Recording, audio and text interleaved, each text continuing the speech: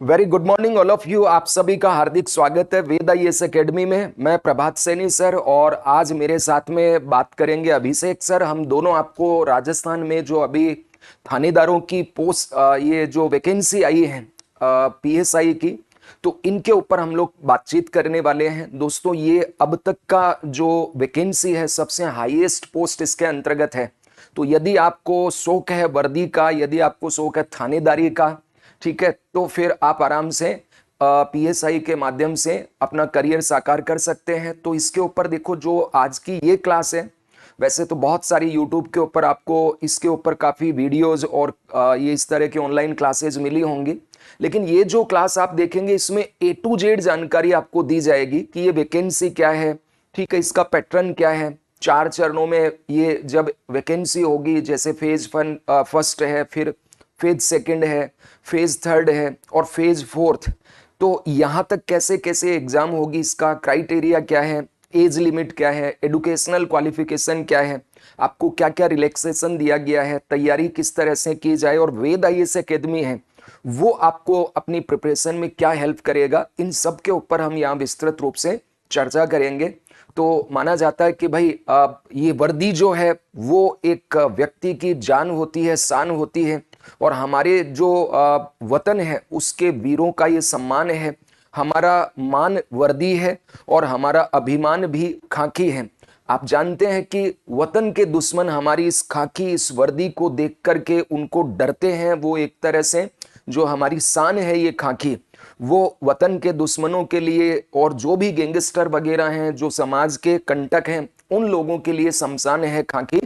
तो इस तरह की है ये पीएसआई वैकेंसी, बहुत शानदार वैकेंसी आई है दोस्तों। सबसे बड़ी चीज है कि आज तक की पीएसआई भर्तियों में इतने ज्यादा सीटें नहीं आई है, विशेषकर जो फील्ड में पोस्टिंग होती है थानेदारों की, वो इतनी ज्यादा नहीं आई है। आप इसमें देखें 896, यानी 900 लगभग तो थानेदार बनेंगे सीधे सीधे, ठीक है। तो और बहुत सारी अन्य वैकेंसी भी इसमें, तो टोटल 1015 वैकेंसी पहली बार पीएसआई के अंतर्गत दी गई है और 4 साल के बाद ये वैकेंसी आई है। तो अब आराम से लग जाना है, बहुत अच्छे से प्रिपरेशन करना है सभी को। तो चलिए हम लोग बात करते हैं दोस्तों, राजस्थान पीएसआई रिक्रूटमेंट 2025 में जो पीएसआई एग्जाम्स आपकी होने वाली हैं, इसमें क्या क्या चीजें आपको देखना है। तो सबसे पहले दोस्तों इसमें हम बात करेंगे कि भाई कितनी टोटल वैकेंसीज हैं। तो टोटल वैकेंसी की अगर बात की जाए तो टोटल वैकेंसी दोस्तों 1015 वैकेंसी आपको इसमें मिली है। आप स्क्रीन पे देख पा रहे हैं, इसमें सबसे ज्यादा जो वैकेंसी आई है वो एपी यानी उप निरीक्षक जो थानेदार हैं, इसकी वैकेंसी आपको यहाँ पे देखने को मिल रही है 896, और ये फील्ड में पोस्ट होती है थानेदार की। तो हर कोई चाहता है कि भाई गांव के अंदर, गांव में जो थाने होते हैं वहां थानेदार हो, और थानेदार साहब की तो आप जानते हैं कि हमारे राजस्थान में कितनी इज्जत होती है, ठीक है। अपने मारवाड़ के अंदर या इवन हम बात करें पूरे देश के अंदर, ये थानेदार की एक अलग ही शान होती है, अलग ही उसका अभिमान होता है। और जब वर्दी में वो निकलता है तो गांव के लोग भी एक बार तो नजरें उधर कर ही लेते हैं कि ये जा रहा है हमारा बंदा, ये हमारी रक्षा करने वाला थानेदार जी है, ठीक है, दरोगा जी जा रहे हैं। तो दोस्तों सबसे ज्यादा इसमें जो पोस्ट आई है वो आई है एपी यानी उप निरीक्षक की, लगभग 900 पोस्ट इसके अंदर है।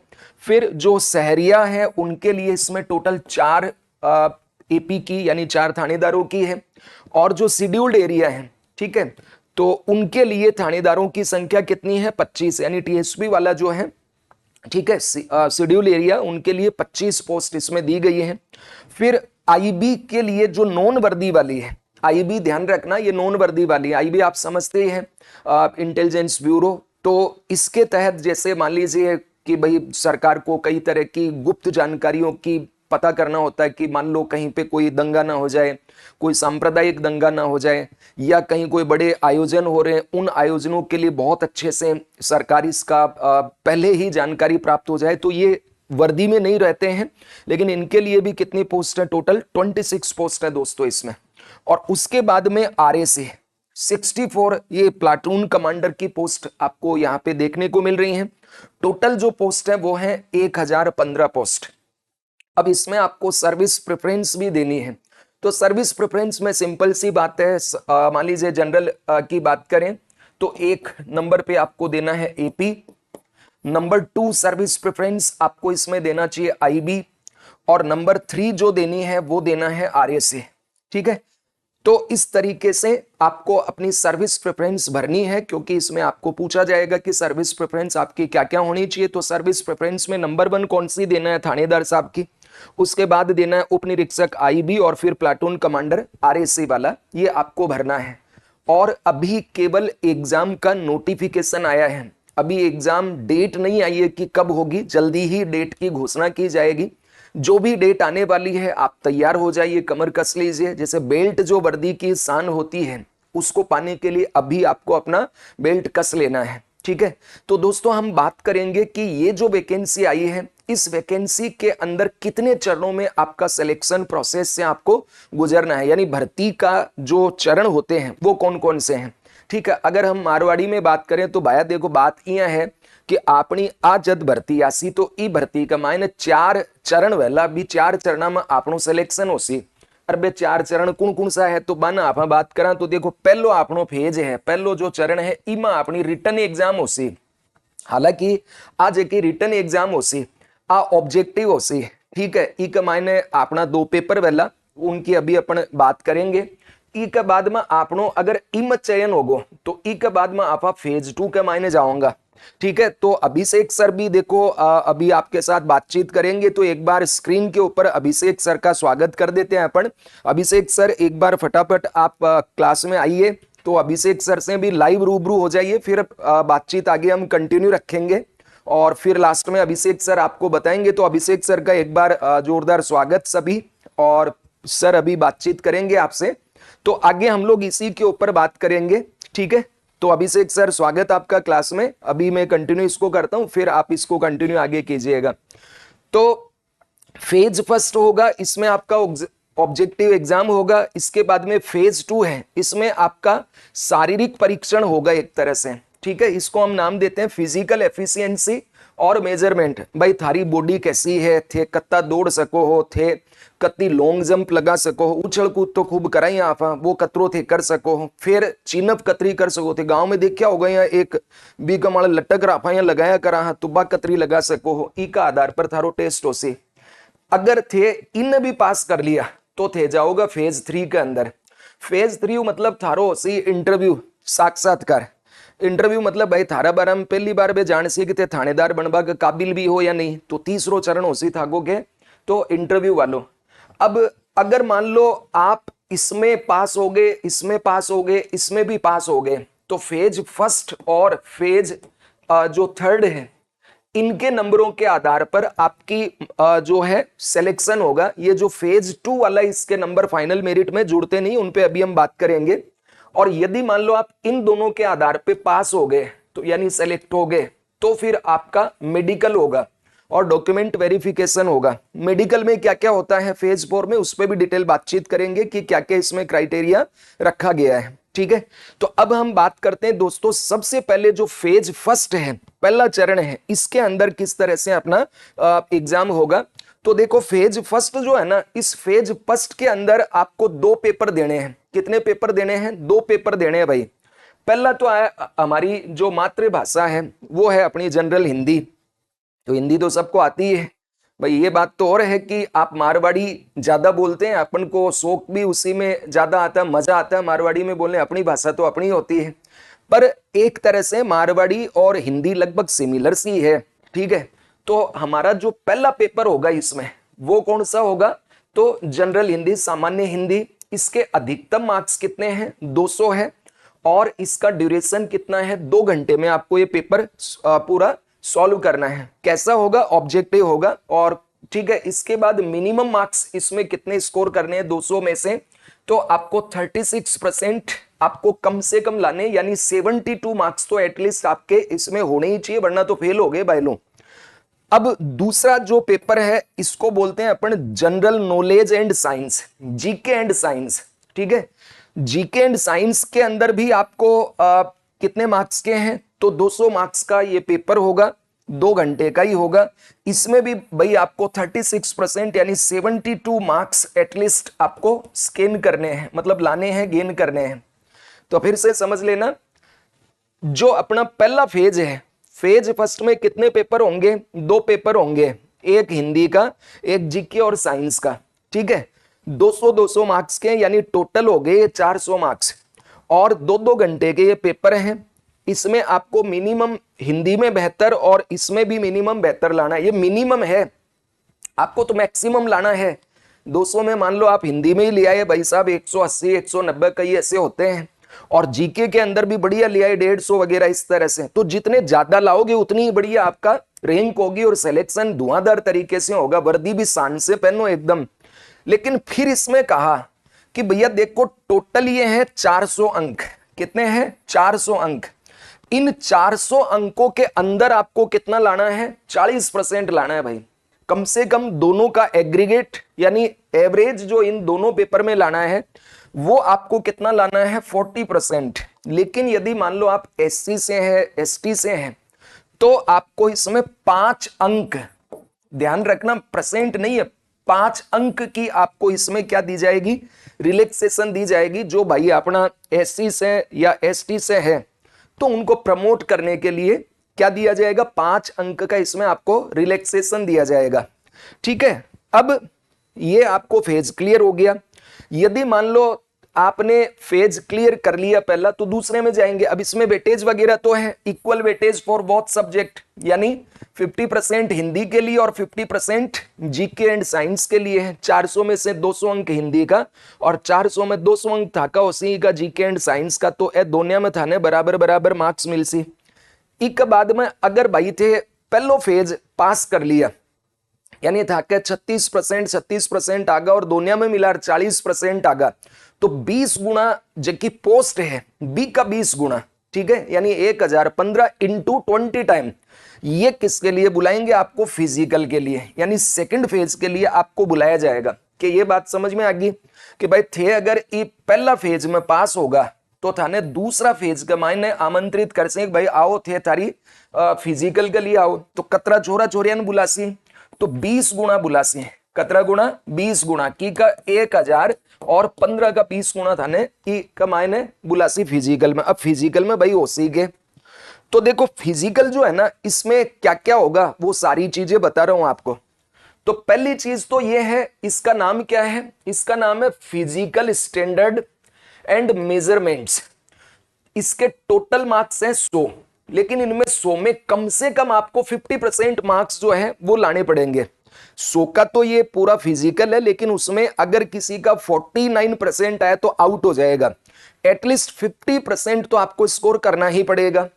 अब इसमें क्या क्या होगा? तो इसमें 4 चीजें हैं। देखो, एक तो है 100 मीटर की रनिंग। ई का मायने आपने जगह छोरा हो सी बाने 14 सेकंड में पूरा करना है और छोरिया वह बाने 17 सेकंड में आ दौड़ पूरी करनी है। फिर भाई लंबी कूद है, लॉन्ग जंप। अब 15 फीट थाने पुरुषा ने और 10 फीट महिला ने वो पूरा करना है। फिर एक वह है चीनिंग अप के वह वो थे जानो। चीनिंग अप मतलब यहाँ लटक रहा यहाँ खींचा करा ना शरीर ने। तो एक मायने 7 हीव्स लगानो है केवल छोरा ने। छोरिया के लिए उसी में शॉर्ट पुट यानी गोला फेंक, 4 किलो को गोलो फेंकना है 16 फीट तक। ठीक है, अब आकी देखो आरपीएससी के ऊपर जो की डिटेल दी हुई है बा के है बात थाने में समझाऊं। तो शारीरिक जो दक्षता होसी एक मायने 100 मीटर तो होसी रेस, छोरिया छोरिया दोनों की होसी, छोरा की भी वाली और छोरिया की भी। तो या जे की 100 मीटर रेस होसी एक मायने नंबर की हिसाब से मिलसी आफाने। तो देखो भाई एक मायने यह है कि अगर थे 14 सेकंड में कर लो, पहला मेल की बात हो रही है छोरा की, ठीक है, बॉयज के लिए। तो बॉयज के लिए यह कहा गया है कि अगर थे 14 सेकंड में पूरा कर लियो तो थाने ई का 40 अंक मिलसे सोमासु। और थे अगर इन्हें 15 सेकंड में पूरा करया तो थाने 25 अंक मिलेगा। 16 सेकंड में पूरा करया तो थाने कतरा मिलसी? 15 मिलसी। कतरा मिलसी? 15। और अगर थे मान लो 16 सेकंड से ज्यादा ले लिया भैया थे 12 होगा, 0 मिलसी फिर थाने। अब बात समझ में आ गई। अब थोड़ा हिंदी में भी बता दूं, 100 मीटर रेस होगी। 100 मीटर रेस बॉयज के लिए 14 सेकंड में आपको अगर पूरा कर लेते हैं तो कितने अंक मिलेंगे? 40। ठीक है, इससे पहले कर लोगे 10 में ही कर लिया साहब आपने, उसेन बोल्ट से भी पहले कर लिया 8 में, तो भी आपको अंक 40 ही मिलने हैं। तो 14 सेकंड का 40 अंक, 15 सेकंड तो 25, 16 सेकंड तो 15, और अगर इससे ज्यादा लगी तो भैया फिर कोई काम का को नहीं, 0 अंक मिल से। दूसरो छोरा को जेको हसी वो है लॉन्ग जंप, के है लॉन्ग जंप, लंबी कूद बोल रहे हैं ना आप। तो अगर 15 फीट या इससे ज्यादा कूद गए थे तो थाने मिल से 30 अंक, और यदि थे मान लो 14 फीट एक तरह से कूदया तो थाने मिल सी 20 अंक, और 13 फीट ही कूद पाया तो थाने 10 अंक मिल सी, और अगर 13 फीट से भी कम थे कूदया तो भाई थाने फेरी में 0 मिल सी, ठीक है। और फिर आ है चिन्ह, अब देखो ओ एक ऊपर यहाँ डंडोस को या करे है लोहा को, ई का माड़ा थे यहाँ पकड़ोगा तो ऊपर जानो है थाने, અહીંયા अगर थे मान लो 7 बार कर लिया, 7 हीव्स, मतलब 7 बार अपने ऐसे लगा लिए 1 2 3 4 5 6 7, तो भाई थाने 30 अंक मिल से। और अगर थे 6 लगा पाया तो 20 अंक, 5 लगाया तो 10 अंक, और भाई 500 भी कम लगाया तो फिर पुलिस में नहीं जानो था भाई, ठीक है, तो 0 मिल से। अब टोटल कितना है 100 मार्क्स है ना, तो है 100 की हिसाब से होसी, देखो 40 तो ए है, ठीक है, और 30 ए है, और 30 आपने मिल से अड़े, तो 30 और 30 60 और 40 होगा पूरा 100। तो लड़का का शारीरिक दक्षता परीक्षण हेतु नंबर की हिसाब से मिल से, बात समझ में आ गई। अब अपना जगह भूतपूर्व सैनिक है, एक्समैन, आपके लिए क्या रहेगो, तो इनके लिए वही 100 मीटर रेस है, बस 17 सेकंड का मायने आपने करा तो 40 अंक, 18 में करिया तो 25 अंक, 19 में करिया तो 15 अंक, और भाई इससे ज्यादा लिया तो 0। और 13 फीट और अबोव अगर थाने लॉन्ग जंप लिया, ठीक है, एक्स सर्विसमैन, यदि इनको मान लो 13 फीट या इससे ज्यादा कूद गए तो मिलेंगे 30, और 12 फीट तो 20, और 11 फीट तो 10, यानी नॉर्मल बॉयज से थोड़ा इनको रिलैक्सेशन दिया गया है इसमें। और फिर दी गई है चीनिंग अप, तो चीनिंग का मतलब this is having on the beam over hand and at once time, ठीक है, वही लोहे की उस पे लटक के। तो वहां पे देखो जो बॉयज थे उनको दिया हुआ था 7, लेकिन अब भाई एक्स सर्विसमैन है तो उनको यहां दिया हुआ है 5 ले आए तो 30 अंक, ठीक है, और 4 तो 20, 3 तो 10, और इससे कम है तो 0। तो इनके 100 कैसे हुए, 30 और 30 और 40 हो गए, तो दौड़ के 40, फिर लॉन्ग जंप के 30 और चिन अप के 30 मिला के कितना हो गया 100। अब जे अपनी छोरियां हैं तो छोरियां भी चौरस तो कम हुआ है कोन्या, उनके लिए जो स्टैंडर्ड है वो क्या है जरा वो भी देख लो। तो भाई अगर अपनी बेटियां 100 मीटर रेस करे 31 सेकंड में 17 सेकंड में तो बन 40 अंक मिल से, 18 सेकंड का 25 मिल से, 19 का 15, और इस 19 से ज्यादा लागू तो बेटा था 0 मिल से। 10 फीट और इससे ज्यादा अगर थे मान लो लॉन्ग जंप में कूद गए तो 30 अंक मिल से, और 9 फीट का 20, 8 फीट का 10, और इससे मान लो 8 से ही कम कूदा तो अभिषेक सर फेर तो है पुलिस में जाबा योग्य कौन है, तो आने 0 अंक मिल से। और अठे ताने चिनअप कौन करना भाई, चोरियां के लिए चिनअप की जगह है पुटिंग इन शॉट, यानी गोला फेंक, और गोला फेंक जो है इम 4 kg को गोलो फेंकनो है, ठीक है। यो अगर थे 16 फीट से भेज दी या ज्यादा तो 30 अंक मिल सी, और मान लो थे 15 फीट भेजी तो 20, और 14 फीट तो 10, या इससे कम तो 0। तो ओ बेटिया के लिए 100 अंक की हिसाब से हुई 40 अंक तो मिल सी थाने 100 मीटर जबकि रेस हो सी, और लॉन्ग जंप कर सो ई को थाने मिल सी 30, और पुटिंग इन शॉट जो है ई का 30। तो ई तरह से थारो फिजिकल हो सी, तो फिजिकल जबकि है ई की बात थाने समझ में आ गई होगी। तो अब आपा चला तीसरा फेज का मायने, अब देखो ध्यान से समझो, आपा बात करें कि भाई फेज 1 जो है ना, ई फेज 1 का मायने जतरा वैकेंसी है ई का 20 गुना ले सी फिजिकल के लिए। लेकिन अब थे मान लो फेज 2 पास कर लिया तो थे की में जाओगा फेज 3 में, तो 3 गुना पोस्ट का लिएगा था ना, ठीक है। कितने बच्चों का इंटरव्यू कॉल होगा, तो 1015 का कितना हो जाएगा 3045 बच्चों का इंटरव्यू कॉल होगा। इतना बात समझ में आ गया, 3 गुना आपको इसमें लिया जाएगा, ठीक है। तो ये आपके एकदम समझ में आ गया। तो तीसरा फेज अपना क्या आ जाएगा, इंटरव्यू वाला फेज। इंटरव्यू वाले फेज के जो मार्क्स हैं वो है 50 अंक, कितने हैं 50 अंक हैं। लेकिन ई का मायने था ना कम से कम भाई 36%, यानी 18 मार्क्स लानो है। 50 का 36% कतरा होगा 18 अंक होगा। लेकिन अब इसके अंदर देखो ये है कि अगर अपना कोई भाई बहन एससी से है, एसटी से है, ओबीसी से या एमबीसी से, मोस्ट बैकवर्ड क्लास हूं, या इकोनॉमिकली वीकर सेक्शन है, तो इनको 30% ही लाना है। मतलब यहां जनरल के लिए 36 है और इनके लिए कितना है 30%, यानी इनको 18 की जगह कितना लाना है 15 मार्क्स लाना है। और यदि थारे कने एनसीसी सी सर्टिफिकेट वे, एनसीसी सी सर्टिफिकेट वे तो थाने 3 अंक ज्यादा मिलसी। या थे अगर क्रिमिनल साइकोलॉजी पढ़ेड़ा हो, पुलिस का बारे में पढ़ेड़ा हो, कोई कोर्स करया हो, ठीक है, तो बी का भी थाने एक्स्ट्रा 3 नंबर ई की तरह ही मिलसे। बात समझ में आ गई। फिर अब ई इंटरव्यू में भाई पूछोगे जाओगे, मैं तो कदे इंटरव्यू दिया को ना गुरुजी, तो इंटरव्यू में के पूछो जाए, एक तो भाई थारी बायोडेटा पर्सनालिटी भाई थे कड़िया का हो, के पढ़ेड़ा हो, थारी कॉलेज है, बी का बारे में पूछ लिया, थे जी गांव का जिला का रह लिया, बी का बारे में पूछ लिया, यानी थारा बारे में पूछा गया। दूसरों कम्युनिकेशन थे की तरह से बातचीत करो, बिन देखा गया कि बातचीत करवा थाको तरीको क्या को है। एक बाद में अवेयरनेस थाने भाई जीके जीएस आपको कतरो को नॉलेज है, कौन सा राजा है, अभिषेक सर बात कर से बारी मळे। फिर है एक बाद में सूटेबिलिटी, करंट अफेयर्स, भाई मान लो जी और ट्रंप है आजकल टेरिफ को बम फोड़ा करे है, तो बी के बारे में पूछ लिए कि भाई ई को भारत पर के प्रभाव पड़सी, या मान लो कि और कोई योजना आ गई, कोई और घटना होगी, जो भी करंट अफेयर है ई के बारे में आपसे पूछो जा सके है।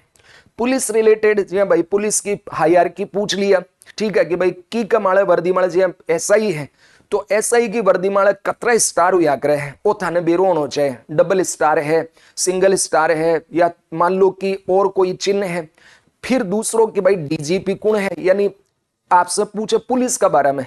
फिर पुलिस मुख्यालय कहाँ पे है, पुलिस का जो आमजन में विश्वास, अपराधियों में डर, ये क्या चीज है, सेवार्थ कटिबद्धता, ये क्या चीज है, ठीक है। फिर जो हमारा विजय स्तंभ है वो क्या है पुलिस में तनाव प्रबंधन कैसे करें, पुलिस रिफॉर्म्स पे बात हो सकती है, इस तरह की चीजें होती हैं। ये वेद आईएएस एकेडमी में खूब भर भर के आपको समझा दिया जाएगा। तो आपको समझना क्या है, इंटरव्यू वाला जो फेज है ये कितने मार्क्स का है, 50 मार्क्स का है मैक्सिमम। इन 50 मार्क्स में आपको लाने कितने हैं, 18 मार्क्स, ठीक है, कितने लाने हैं, 18 मार्क्स। और यदि थे एससी एसटी ओबीसी ई कैटेगरी से हो तो थाने कतरा लेना है 15 मिनिमम, ज्यादा तो थे 50 में 50 ले आओ भाई, अतरा कोई लायो को ना, फिर भी थे जितने भी ला सकते हो उतने ला सकते हो इसके अंदर, ठीक है। अब अगर मान लो कि थे एनसीसी का -C सर्टिफिकेट होल्डर हो तो थाने मान लो मार्क्स मिलिया कतरा 27 मिलिया साहब, तो 3 नंबर और जुड़ जाएंगे तो आपके कितने आएंगे इंटरव्यू में, 30।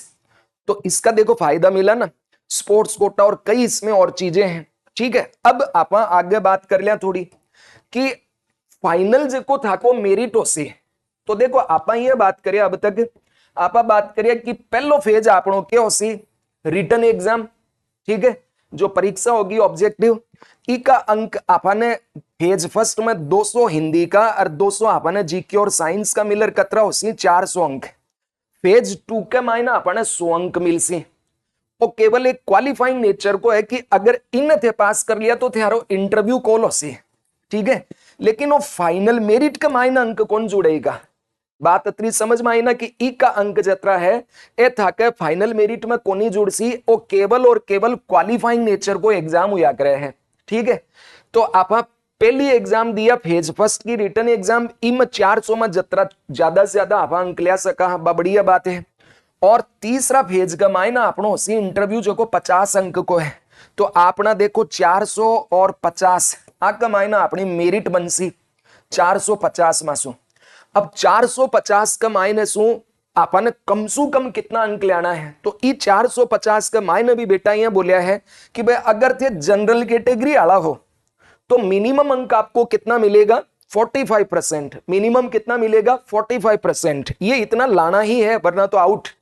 और SC ST OBC MBC EWS वाले हो तो कम से कम आपको कितना लाना है, 40%। मतलब सीधा ये समझो बेटा कि 450 में से यदि मान लो आप जनरल कैटेगरी वाली हो तो कम से कम कितने मार्क्स स्कोर करना, 45%, ये मिनिमम है। इससे कम तो आउट हो गए आप, सिलेक्शन नहीं होगा। इससे ज्यादा है तो सिलेक्शन हो सकता है, होगा गारंटी नहीं है, हो सकता है।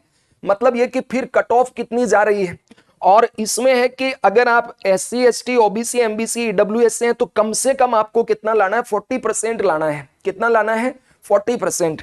अब इसके ऊपर तुम्हारी कट ऑफ कितनी जाएगी वो देखा जाएगा। बात समझ में आ गया। फिर आपा इक मायने और थोड़ी बातचीत करा तो आगे थारो मान लो कि कट ऑफ का आधार पर सिलेक्शन होगो थाको, तो सिलेक्शन होबा के बाद में थाको वो कटे जाएलो RPSC भेज देगी कि भाई आपको मेडिकल कराओ और डॉक्यूमेंटेशन यानी डॉक्यूमेंट वेरिफिकेशन कराओ। तो ये जो फेज 4 है ना, ये अंतिम फेज है, यानी आपका चयन हो चुका है। You are now selected for PSI examination. आप पास हो चुके हैं फेज 1 में, फेज 2 में, फेज 3 में। अब आएगा फेज 4। ये फॉर्मेलिटी एक तरह की। तो इस फेज 4 के अंदर क्या होगा, इस फेज 4 के अंदर भाई आपका होगा पहले तो मेडिकल। मेडिकल में क्या क्या पूछते हैं, तो मेडिकल में 4 चीजें पूछते हैं बेटा। पहला चीज होती है हाइट। तो हाइट के अंदर अगर मान लो थे छोरा हो तो था कि हाइट कतरी चाहे 5.5 फीट यानी 168 सेंटीमीटर, और थे मान लो छोरी हो तो था को चाहे 152 सेंटीमीटर यानी 4.9 फीट। तो छोरा के लिए 5.5 फीट और छोरिया के लिए टाबरिया के लिए चाहे 4.9 फीट यानी 152 सेंटीमीटर। फिर दूसरा आवे बेटा चेस्ट सीनो। तो भाई देखो एक तो है डिफ्लेटेड, जी मैं अब भी खड़े हूं थे, देखो मारो सीनो था फूलेडो कौन दिख रहे हो भाई, मैं जिम विम तो करूंगा ना। तो अगर थारो बिना फूलेडो सीनो है, छोरिया को तो लियो कौन जाए नीड ही को ना, ठीक है। और छोरा को कतरो चाहे ओ चाहे भैया 81 सेंटीमीटर। अगर आप इंच में करा तो कतरो हो जाएगा 31.8 इंच चाहे नॉर्मल सीनो। इससे कम है तो थाने कौन लियो जाएगा 31 है, कौन लियो जाए 30 है, कौन लियो जाए अन्य। सोचो कि सर मारो सिलेक्शन थोड़ा पिस्सा देर हो जाए बा कौन बैठे। अब थारो चेस्ट है इन्फ्लेटेड यानी फुलाइडो। अब देख जो जी ओ तो है आपनो नॉर्मल, और फुलेडो मतलब होगो ओ भाई फुलेडो हो गई है। तो ई का मायने थारो कतरो फूलनो चाहे 5 सेंटीमीटर, कतरो सेंटीमीटर फूलनो चाहे 5 सेंटीमीटर थारो सीनो फूलनो चाहे। तो सीनो तो सिलेक्शन हुआ पास भैया ही फूल जाए सी, माँ बाप को सीनो फूल जाए तो आपनो तो वर्दी मिल सी। तो 5 के गुरुजी 10-10 फुला लिया मैं तो है, ठीक है। तो 81 तो नॉर्मल चाहे और 5 आपाने के चाहे फुलेडो चाहे भाई। तो भैया फूलिया फूला रो, खूब खाओ पियो आराम से एकदम है तगड़ा हो जाओ। इम कतरो थाने चाहे 86 सेंटीमीटर चाहे।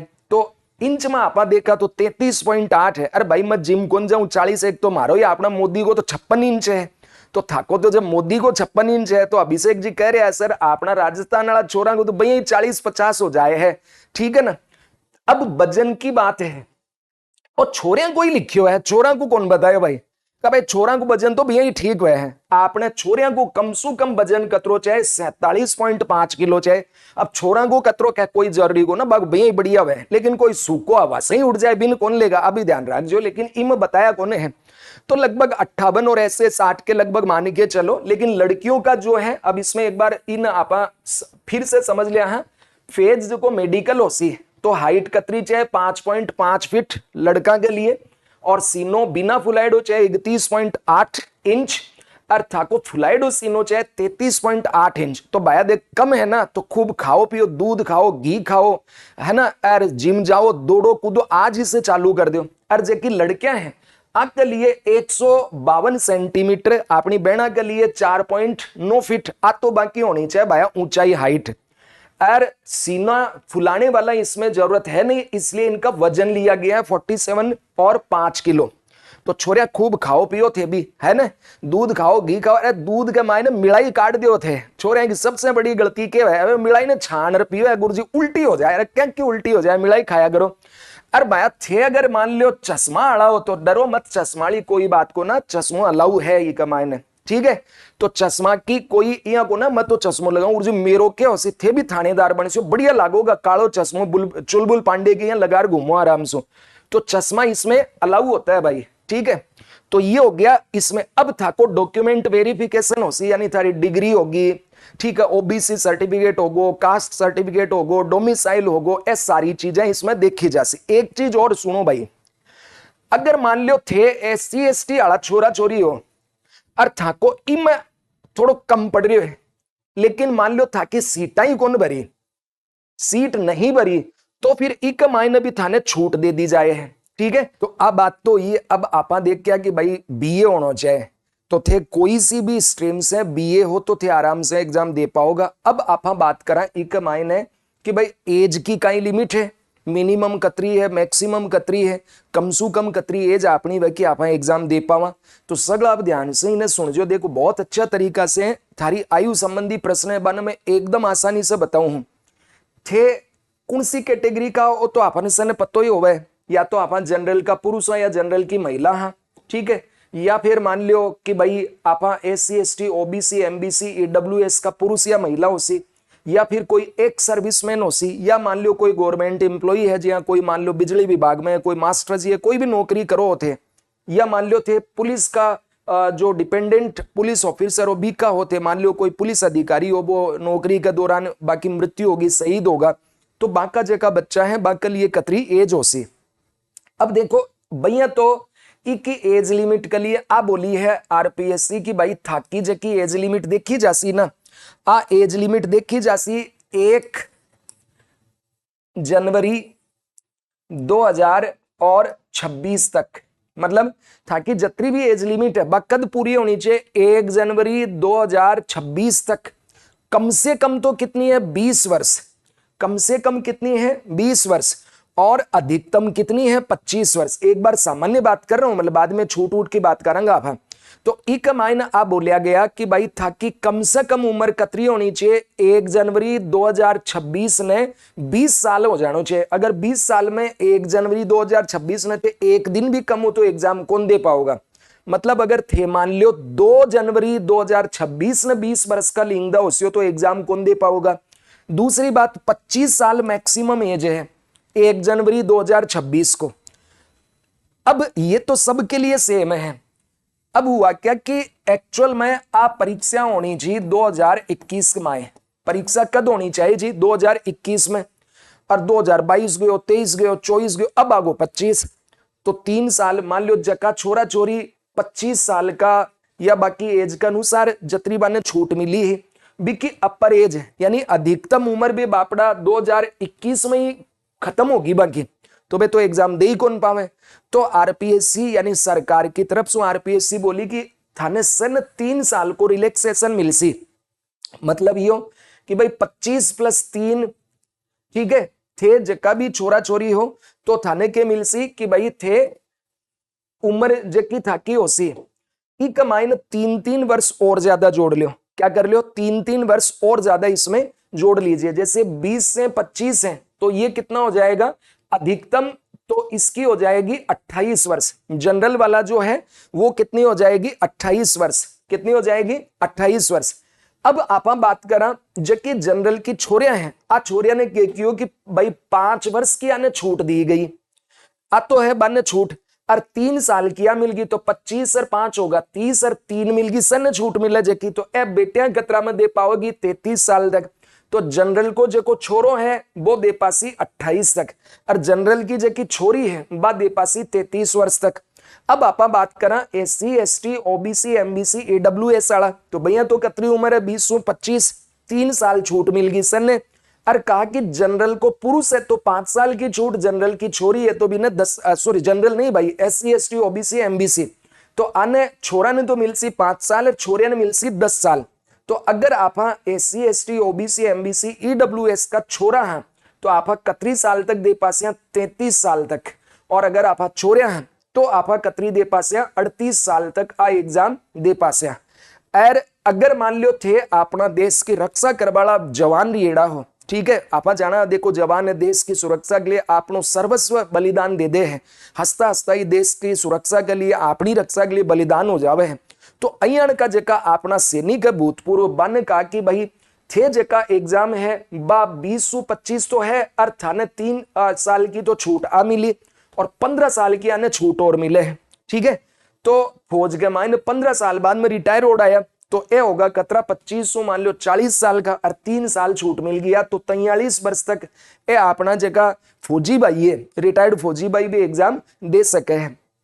और जका सरकारी नौकरी पहला सुई करे है गवर्नमेंट विभाग में है या पुलिस में है तो ये आदमी जका है अन्य 3 वर्ष की छूट और मिल सी, तो 25 और 3 तो सगड़ा आ रही, और 3 या तो 25 और 6 होगी 31, तो इस हिसाब से अपने एज के मायने छूट मिलेगी है। अब एक बात और समझो कि गुरुजी मारे तो पल्ले कौन पड़े, थोड़ो और बताओ इन्हें। तो अहियां सोचो थे कि अगर मान लो थे जनरल कैटेगरी का मायने पैदा हुआ छोरा हो, सामान्य वर्ग का मायने, ठीक है, तो थाने का ही सोचना है कि अगर थारो जन्म 1 जनवरी 1998 सू लेर 1 जनवरी 2006 तक हुएड़ो है, मतलब थे पैदा मान लो 1 जनवरी 1998 में हुआ या थे पैदा हुआ 1 जनवरी 2006, तो एग्जाम दे पाओगा। ई का बाद में पैदा हुआ तो कौन दे पाओ, और ई का पहला हुआ तो कौन दे पाओ। ये जो डेट के बीच है इसमें अगर तुम पैदा हो गए तो तुम एग्जाम दे पाओगे। जी हाँ, अपनी जनरल कैटेगरी वाली कन्या है तो आज छोरिया के लिए 1 जनवरी 1993 सू लेर 1 जनवरी 2006 तक अगर बे पैदा हुएड़ी है तो एग्जाम दे पाओगी।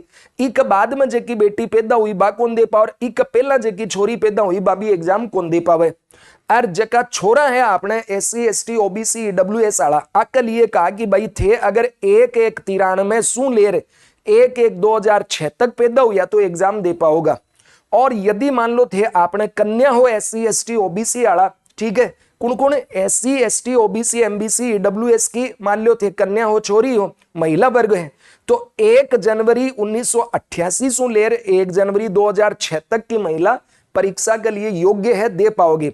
अब कोई के साम मारी तो जन्म 2 जनवरी 2006 में हुई है, नहीं दे पाओगे। कोई के साम में तो एक दिन पहले ही पैदा हुआ, बस 1/1/1998 की बजाय में 31/12/1997 में पैदा हुआ तो भी कौन दे पाओगा। और जका भूतपूर्व सैनिक है अपना फौजी भाई बे 1/1/83 से लेकर 1/1/2006 तक पैदा हुआ तो दे पाओगा। और जका गवर्नमेंट में पहला ही नौकरी करया करे है डिपार्टमेंटल कैटेगरी वाला 1/1/95 से 1/1/2006 के बीच में पैदा हुआ है तो एग्जाम दे पाओला। तो सीधी बात करूं एक मायने कि भाई 20 से 25 साल यानी मिनिमम एज 20 मैक्सिमम एज 25, 3 साल की मिलगी सगड़ा ने छूट तो कतरा होगा, अधिकतम एज 28 सब। अब अपनी कैटेगरी के अनुसार भी आपने कीजिए भाई, जनरल की छोरे बने 5 वर्ष की छूट तो कतरा होगा 33, जनरल का छोरा है तो 28 तक ही दे पाओ, पर छोरिया 33 तक। SC ST OBC MBC EWS का छोरा 33 साल तक, छोरे हैं 38 साल तक, फौजी भाई है 43 साल तक।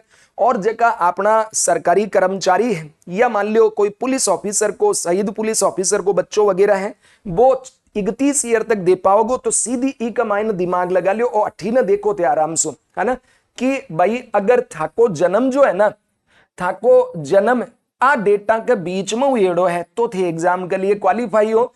आ तो इससे पहला तो जन्म नहीं होना चाहिए, ई के बाद में जन्म नहीं होना चाहिए। अठीलो है इससे पूर्व नहीं, अठीला के बाद में नहीं। तो ई तारीख सु ले ई तारीख तक अगर थारो जन्म हुआ है तो थारी कैटेगरी के अनुसार थे एज लिमिट देख लीजिए, ठीक है, वो आपनो होगो एज की बात। अब आपा बात करा ई के मायने कि भाई आपने जबकि एज है इम और भी कोई छूट है के, तो भाई कोई छूट को नहीं है, ठीक है। तो वो एकदम ध्यान रख जो एज से संबंधित कोई भी बात है। अब कोई छोरो यहाँ कैसा हमारी एज थोड़ी ज्यादा है तो भाई कौन दे पाओ, कम है तो भी कौन दे पाओ, ई का मायने है तो दे सके। कोई कहे कि मैं BA सेकेंड ईयर में हूं मैं दे पाऊंगा कि तो भी कौन दे पावे, केवल और केवल BA थर्ड ईयर वालों बच्चों दे सके है। और बी को भी रिजल्ट कद आ जाए जिस दिन इंटरव्यू शुरू वालो और बी की पहली डेट है बद तक वो कहीं हो जाना चाहिए, बी की ग्रेजुएशन पूरी हो जानी चाहिए, डिग्री आ जानी चाहिए, मतलब रिजल्ट आ जाना चाहिए, है ना। तो चलो ओ तो वो एज को अब आप आगे बात करा। हाँ, अब इसमें एक्सेप्शन भी दिया हुआ है, ठीक है ना। एक्सेप्शन क्या क्या दिया हुआ है, जैसे एक इसमें किस चीज का एक्सेप्शन, जैसे हाइट वाला कि मान लो आप गढ़वाली हो या गोरखा हो तो इसमें इनकी हाइट कम होती है, तो कहा कि ऐसे जो है ना उनकी हाइट 160 सेंटीमीटर होगी तो भी चलेगा। और इनका सीना, भाई हाइट ही कम नहीं होती सीना भी कम फूलता है, तो नॉर्मल सीना जो है वो 79 है। और अगर मान लीजिए कोई गोरखा है या गढ़वाली है तो इनका फूला हुआ सीना कितना होना चाहिए 84, जबकि नॉर्मल अवस्था में ये 81 और 86 था। लेकिन इनके लिए कि भाई इनकी हाइट भी कम होती है, ठीक है, क्योंकि ये उत्तर की ओर क्या है ना, तो जितना ठंडे प्रदेश में होते हैं इस वजह से गढ़वाली और इनकी हाइट थोड़ी कम ही होती है। तो इनकी हाइट है 160 और सीना बिना फूला हुआ 79 और फूला हुआ इनके लिए 84। दूसरा SC ST के लिए भी है, SC ST के लिए कि मान लो अगर तुम्हारी पोस्ट तो है ज्यादा लेकिन तुम्हारी कैटेगरी वाले अभ्यर्थी पास नहीं हुए, आए ही नहीं इतने, तो ऐसे में भी तुम्हें क्या क्या छूट मिल जाएगी? 5 सेंटीमीटर आपको फिजिकली जो फिटनेस देखी जाएगी, यानी 5 सेंटीमीटर इसके अंदर आपको हाइट में छूट दी जाएगी। और साथ ही साथ जो इसमें रूल भी बताया कि भाई ये कौन सा रूल है, तो सब रूल 2 ऑफ 14 ये नॉट अवेलेबल। ठीक है, तो इसके अंदर ये कहा गया, देखो भाई, मतलब सीधी बात समझो, SC ST वाले की केवल 2 की बात है कि अगर कोई SC ST वर्ग का है, हाइट उसकी कम है, जितनी हाइट का पैरामीटर दिया हुआ है, अगर उतने SC ST वर्ग के छोरे छोरियां आए ही नहीं, तो कहा कि आपको फिर हम क्या करेंगे कि 5 सेंटीमीटर कम है तो भी आपका चयन कर लेंगे, ताकि आपकी वैकेंसी है वो पूरी हो जाए। भाई जितने सीट है उतनी तो भरे ना, बात समझ में आ गया। लेकिन अगर उतने लोग हैं तब ये छूट नहीं मिलेगी, फिर उन्हीं को प्रायोरिटी दी जाएगी जो पैरामीटर्स पूरा करते हैं। ये एलिजिबिलिटी आपको यहाँ पे एक्सेप्शन जो दिया हुआ था वो बता दिया। और महिलाओं के लिए 152 सेंटीमीटर है, वजन 47.5 किलोग्राम है। ठीक है, और चेस्ट फुलाने की और इनकी जरूरत नहीं है। इसके अलावा जो आम कैंडिडेट हैं उनके लिए सेंटीमीटर में 168 सेंटीमीटर हाइट होनी चाहिए, 81 सीना नॉर्मल और 86 सीना फूला हुआ होना चाहिए। ठीक है, यानी 5 सेंटीमीटर का एक्सपेंशन होना चाहिए चेस्ट में। तो ये हो गया फिजिकल वाली बात। अब पे स्केल और ये कितना मिलेगा, तो भैया लेवल 11 है ये, 37,800 से अधिकतम 1,19,700 तक सैलरी हो जाती है। पे ग्रेड है आपका 4200। और बेनिफिट डियरनेंस अलोवेंस यानी महंगाई भत्ता, HRA, PF, medical, pension, gratuity, कई तरह की इसमें ये फैसिलिटी मिलने वाली है। एजुकेशन एंड अदर रिक्वायरमेंट, तो पहली चीज तो भैया नो अर्लियर अटेम्प्ट लिमिट, कोई अटेम्प्ट लिमिट नहीं है। फिर फिटनेस, इसमें कहा कि no physical major physical mental issue नहीं होना चाहिए, यानी पागल नहीं होना चाहिए, या कोई बहुत बड़ा फिजिकल उसको जैसे भी मान लो पांव टूट गया या और कुछ हो गया, मान लो पिस्टल चलानी और ये अंगुली नहीं है तो कैसे चलाओगे, तो इस तरह का नहीं होना चाहिए। डॉक्यूमेंट में एक तो ग्रेजुएशन, एज, कैटेगरी और डोमिसाइल ये आपके पास होना चाहिए। SSO ID से आप रजिस्ट्रेशन कर सकते हैं, ऑनलाइन फॉर्म भर सकते हैं।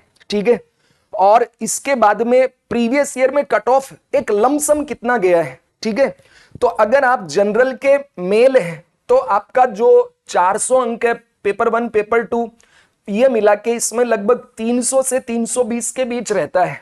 ठीक है, और ओवरऑल जो है ये भी लगभग 300 से 320 के लगभग ही रहा हुआ है।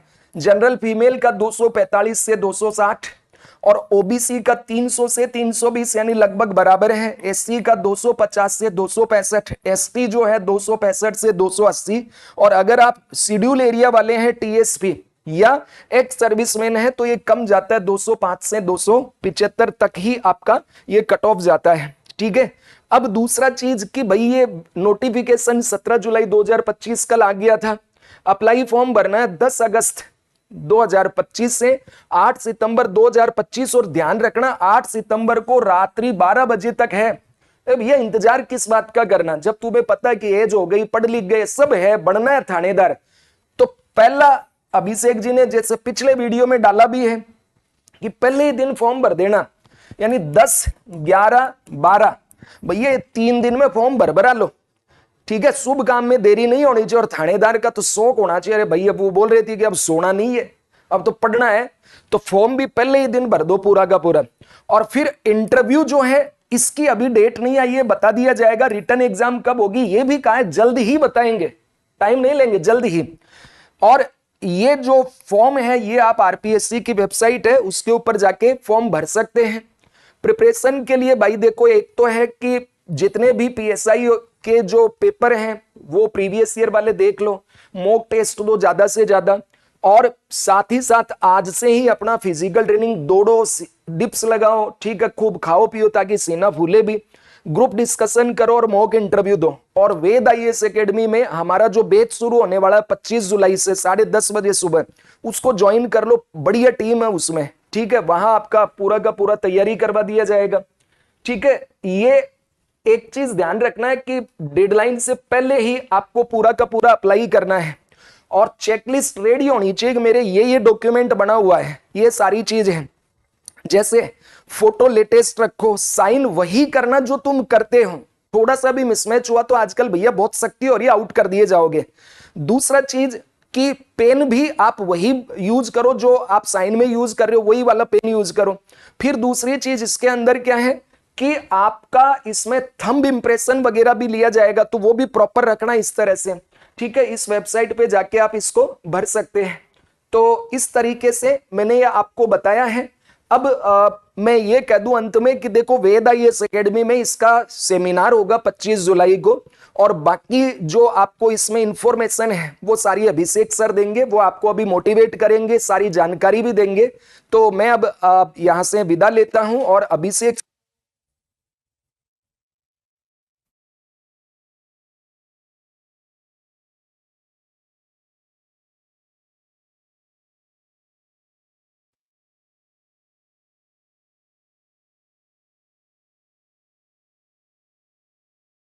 हाँ जी, प्रभास सर ने जितना तुमको बताया, मेरे को लगता है कि भाई तुम्हारा सौभाग्य है कि प्रभास सर ने ऐसे ही की भर्ती पर तुम्हें खूब सारी चर्चा की और तुम्हें बताया कि अपने क्या करना है। 25 तारीख को जो सारी बातें होंगी, बाकी बातें मैं आपको बता दूंगा। और फार्म कैसे भरना है, आवेदन 3 दिन में कर दो, बाकी अपने एज कितनी होगी, है ना, मतलब पेपर की लगभग जितनी भी डिटेल है वो सारी आपको प्रभास सर ने दे ही दी। अब मैं आपको थोड़ा सा ये बता दूं कि अपने 25 जुलाई को, मतलब कि 4-5 दिन बाद, अपने वेद आईएएस एकेडमी के द्वारा पीएसआई का बैच लॉन्च किया जा रहा है, जो कि अपने 25 जुलाई को होगा। ये डेट क्या है अभी अपने? 25 जुलाई, 25 25 जुलाई को होगा। इसकी जो अपने अब यहां रखा डेट क्या होगी भाई बैच की, तो टाइम होगा अपने 10:30 बजे, सुबह 10:30 बजे।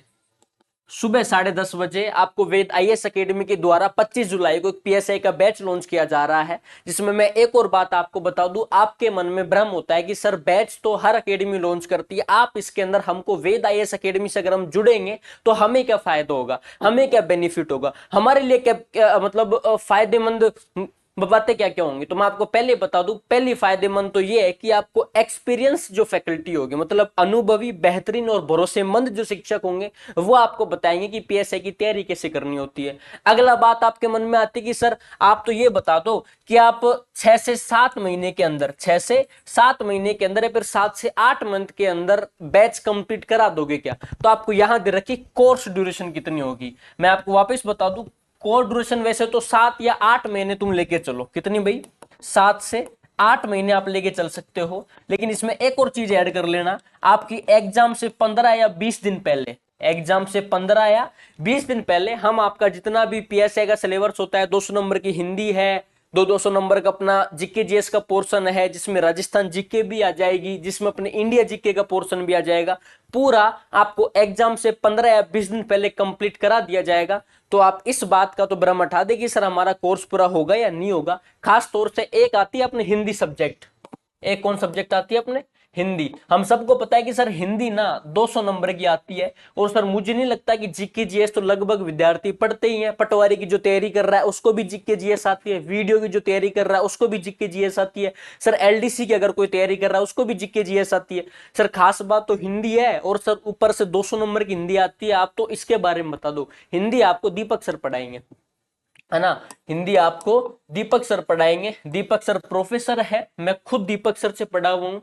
और वास्तव में दीपक सर के पढ़ाने का जो तरीका, लहजा, आप 25 तारीख को सेमिनार में आएंगे तब आपकी दीपक सर से मुलाकात होगी, आपको मिलके मालूम होगा कि यार सच में हमने अब तक जहां हिंदी पढ़ी, या फिर अब तक हम जो हिंदी पढ़ रहे हैं वो तो आती ही नहीं है। क्योंकि मैं जब दीपक सर के पास गया कि सर मैंने हिंदी पढ़ी और बकायदा 1-2 साल से मैं हिंदी पढ़ रहा हूं, तो सर ने मेरे से 2 सवाल किए, और बड़े सिंपल से सवाल किए। मैंने कहा ये सवाल तो मेरे को आती नहीं है, इसका मतलब मेरी हिंदी वीक है। अब तक मैं जो हिंदी पढ़ रहा था वो हिंदी तो, असली हिंदी तो अब यहाँ पढ़ाएंगे। तो होता है क्या है, जब हम अच्छे अच्छे शिक्षकों के पास जाके अध्ययन प्रक्रिया को शुरू करते हैं तो हमें मालूम पड़ता है कि वास्तव में अध्ययन का मतलब ये होता है। तो 200 नंबर की हिंदी आप बेफिक्र होकर अपना कालजा काठा करके आओ पढ़ने के लिए, वेद आईएएस एकेडमी के ऊपर भरोसा करो। 25 तारीख को जो सेमिनार आयोजित होगा उसमें आप आओ। मैंने आपको बता दिया कि 25 जुलाई को अपने सेमिनार आयोजित किया जाएगा। सेमिनार का टाइम अपने 10:30 बजे होगा, और बाकी बातें मैं आपको सेमिनार के अंदर बता दूंगा। जितने भी अपने अध्यापक हैं, पूरी फैकल्टी आपको सेमिनार के अंदर अपने अपने विषय की जानकारी देगी। ठीक है। अगला मैंने कहा कि सर कोर्स का ज्यादा होता है कि सर बैच के एक महीने चलेगा, एग्जाम तक बैच, अगर हमारा कोर्स पूरा नहीं हुआ तो क्या होगा, तो मैंने कह दिया ना आपको, वादा कर दिया कि भी आपके एग्जाम से, वादा तो क्या ही होता है, हालांकि वादे बनते ही अपने टूटने के लिए है, तो वादा मैं आपको नहीं कर रहा, बस इतनी जानकारी दे रहा हूं कि एग्जाम से 15 या 20 दिन पहले आपका कोर्स पूरा करवा दिया जाएगा। और एक और बात मैं आपको बता दूं, याद रखा भाई, फीस कितनी होगी ना, फीस ज्यादा नहीं है। तुम्हारी स्थिति को ध्यान में रखते हुए, मैं भी विद्यार्थी हूँ, टीचर यहाँ कोई पढ़ा रहा है तो वो भी पहले स्टूडेंट थे, तब बाद में जाके अध्यापक बनते हैं। तो हम सबको पता होता है कि यार विद्यार्थी पढ़ने से पहले, कोचिंग में पैर रखने से पहले ये सोचता है कि सर फीस कितनी होगी, अगर फीस ज्यादा हुई तो सर हम फीस तो दे ही नहीं पाएंगे, सर हम पटवारी की तैयारी करते हैं, एलडीसी की तैयारी करते हैं, 2021 से हम तैयारी कर रहे हैं, और सर जितने पैसे हमारे पास थे ना घर वालों ने, तो वो सारे पैसे सर लगा दिए, अब इतनी फीस नहीं है, अफोर्डेबल फीस रखिए यार, 17,000 है ना, 17,499। ये 499 तो मगर मार्केट के अंदर सब रखते हैं, तो मगर ये भी ऐड कर दिया जाए तो अपने 17,400, मतलब 17,500 फीस है, और ज्यादा फीस भी नहीं है। देखो एकदम पूरा फ्री कर दे तो आजकल फ्री की वैल्यू कोई नहीं करता, इसलिए थोड़ी बहुत फीस आपको भी रखनी पड़ती है, ये भी। अच्छा, इसके अंदर एक और चीज ऐड कर रहे हैं हम लोग, ऐसा है कि जो टेस्ट सीरीज होंगी, ऐसा है कि जो अपने टेस्ट सीरीज होंगी, वो जितने भी टेस्ट अपने 1 साल तक होंगे फ्री दिए जाएंगे। एसआई की टेस्ट सीरीज जब तक आपकी एग्जाम होगी तब तक आपको बैच के साथ में फ्री दी जाएगी। एक और बात दे रखी कि फैकल्टी क्या होगी, राजस्थान प्लस दिल्ली। सर ये क्या बोल दिया आपने, राजस्थान प्लस दिल्ली, इसमें क्या क्या चीजें होंगी, दिल्ली के अंदर जैसे अपने दिल्ली की जो फैकल्टी है, प्रयागराज यूपीएससी की कोचिंग्स के अंदर जो टीचर्स हमारे पढ़ाते थे, वो टीचर्स आपको एसआई के अंदर सब्जेक्ट पढ़ाएंगे। राजस्थान की अपने यहाँ की फैकल्टी भी आपको पढ़ाएगी। तो दिल्ली की और राजस्थान की अनुभवी, भरोसेमंद और अपने बहुत बेहतरीन शिक्षक आपको पीएसआई के बैच में मार्गदर्शन आपको प्राप्त होगा। तो पढ़ाने के भ्रम में तो आपको कोई कमी होगी नहीं, आपको अच्छे अच्छे अध्यापकों का मार्गदर्शन मिलेगा। ठीक है, इस बात का तो आप एकदम विश्वास करें। तो ये सारी बातें मैंने आपको बताया कि डेट कब है सर बैच की, तो मैंने कहा कि 25 जुलाई को 10:30 बजे अपने सेमिनार आयोजित किया जाएगा। अगला मैंने बताया कि कोर्स की ड्यूरेशन क्या होगी, मैंने कहा 7-8 महीने की। भाई आज नोटिफिकेशन आ गया तो जनवरी के अंदर तो रीट मेंस की एग्जाम है, सारे सेंटर बुक होंगे, तो इसका मतलब सर जनवरी के अंदर तो एग्जाम संभवतः है नहीं, तो फरवरी मार्च के अंदर भी अगर अपन एग्जाम लेके चलते हैं, आइडियाज जो मैंने एक मतलब सुना है कल परसों में अब तक, तो वो मैं कह सकता हूं। तो एग्जाम से 15-20 दिन पहले आपका कोर्स पूरा करा दिया जाएगा। फीस मैंने आपको बता दी 17,500 फीस होगी। फैकल्टी मैंने आपको बता दी कि राजस्थान प्लस दिल्ली की फैकल्टी होगी। अगली बात अब मैं थोड़ी सी बताऊं, वेद आईएएस अकेडमी क्या देगी आपको बैच के अंदर, यहां मैं थोड़ी सी चर्चा बैच की कर दूं आपको, ठीक है, कि सर आप तो बैच के बारे में बताओ, तो बैच क्या होगा। कोई भी एक टॉपिक टीचर ने पढ़ा दिया, सपोज करो राजस्थान का कोई महाराजा का टॉपिक मैंने आपको पढ़ा दिया, एक टॉपिक खत्म होने के बाद उस टॉपिक से अब तक पीएसआई के अंदर जितने भी प्रीवियस ईयर के क्वेश्चन पेपर पूछे गए हैं, वो सारे के सारे प्रीवियस ईयर के क्वेश्चन पेपर उस टॉपिक का बार बार रिवीजन आपको क्लास में करवा दिया जाएगा। हर टॉपिक के पीवाईक्यू, हर सब्जेक्ट के, किसके, अपने हर विषय के पीवाईक्यू आपको क्लास में सोल्व करवा दिया जाएंगे। अगला, यहाँ का मैनेजमेंट बहुत अच्छा मिलेगा आपको, यहाँ का मैनेजमेंट बहुत अच्छा मिलेगा। आपको लग रहा है कि सर मेरे को पॉलिटी के अंदर को डाउट आ रहा है, कोई दिक्कत नहीं, अपने कंटेंट टीम या फिर मैनेजमेंट टीम के पास जाके आप डिस्कस कर सकते हैं अगर आपको अध्यापक नहीं मिले तो। हालांकि पूरी कोशिश तो ये होगी कि आप टीचर से सारी बातें डिस्कस करें। होता क्या है, कुछ विद्यार्थी अपने क्लास में सारी बातें नहीं पूछ सकते, उनको लगता है सर क्लास में तो मेरे अंदर फोबिया घुसा रहता है, मैं तो क्लास के बाद पूछना चाहता हूं। तो क्लास के बाद आपको सर मिलेंगे, आप सर से बहुत अच्छे से डिस्कस करते हैं, बहुत पारिवारिक माहौल आपको मिलेगा। पहली बात तो वेद आईएएस एक संस्थान को ना मानकर आप इसको एक परिवार मान सकते हैं, आपकी फैमिली है ये एक तरह से, ठीक है। तो बैच के बारे में सारी बातें मैंने आपको बता दी। 200 नंबर के अपने हिंदी का पेपर होगा, बहुत दीपक सर आपको पढ़ाएंगे, प्रोफेसर हैं दीपक सर, वापस बता दूं आपको, बहुत अच्छे अध्यापक से पढ़ने का मौका मिलेगा। जीके जीएस का पोर्शन आपका 200 नंबर का होगा, जीके जीएस का जो पोर्शन होगा वो भी अपने 200 नंबर का होगा, वो भी आपको अच्छे अच्छे टीचरों के साथ में पूरा कराया जाएगा, और एग्जाम से 15-20 दिन पहले आपका सिलेबस पूरा करवा दिया जाएगा। तो ये तो वो सारी बातें थी जो बैच की मैंने आपको बताई, है ना। आपके मन में जो जो सारे भ्रम थे, फैकल्टी राजस्थान प्लस दिल्ली के अपने अनुभवी, बेहतरीन और भरोसेमंद शिक्षक आपको पढ़ाएंगे। फीस मैंने आपको बता दी कि भी अपने 17,500 होगी। कॉस्ट अपने कोर्स की जो टाइमिंग होगा वो मैंने बता दी, 15 से 20 दिन पहले आपको कोर्स पूरा करवा दिया जाएगा। अगला यहाँ डेट और टाइम दे रखा है, तो मैंने कहा कि 25 जुलाई 10:30 बजे आपका बैच स्टार्ट किया जा रहा है। और अब तो वक्त आ चुका है कि भाई आप हिम्मत ना हारे और हिम्मत ना हार कर अपने पढ़ाई करें। जिन विद्यार्थियों को लग रहा है कि सर हमने सेल्फ स्टडी कर ली और अब हम तो केवल टेस्ट सीरीज देना चाहते हैं, तो उनके लिए भी अच्छा मौका है। वेद आईएएस एकेडमी के द्वारा एसआई की टेस्ट सीरीज भी चलाई जा रही है। आपको बहुत अच्छी टेस्ट सीरीज आरपीएससी के बदलते हुए ट्रेंड के साथ में जो टेस्ट सीरीज को बनाया गया, वो सारा फॉर्मूला आपको यहाँ देखने को मिलेगा। तो बाकी तो खूब सारी बातें आपको प्रभास सर ने बता दी, और जितनी बातें मेरे को बतानी तो सारी बातें मैंने आपको बता दी। रही बात मोटिवेशन की, तो भाई मोटिवेशन की बात ऐसी है, सबसे बड़ा मोटिवेशन तो अपने 4 साल बाद जो भर्ती आई है, ये बहुत बड़ा मोटिवेशन है। और अगला जो 5 साल से तुम्हें घर वाले खर्चा दे रहे हैं जयपुर के अंदर रहने के लिए, घर वालों का धैर्य बहुत बड़ा है भाई, घर वालों के धैर्य का मान सम्मान किया जाए। लेकिन उस धैर्य का मान सम्मान अब आप भी करें, मेहनत करें, पढ़ें, खूब लिखे पढ़े और अपने मेहनत करें, ढंग से चीज़ों को याद करें। और बाकी तो आपके लिए बेस्ट ऑफ लक। मिलते हैं अब अगली क्लास में।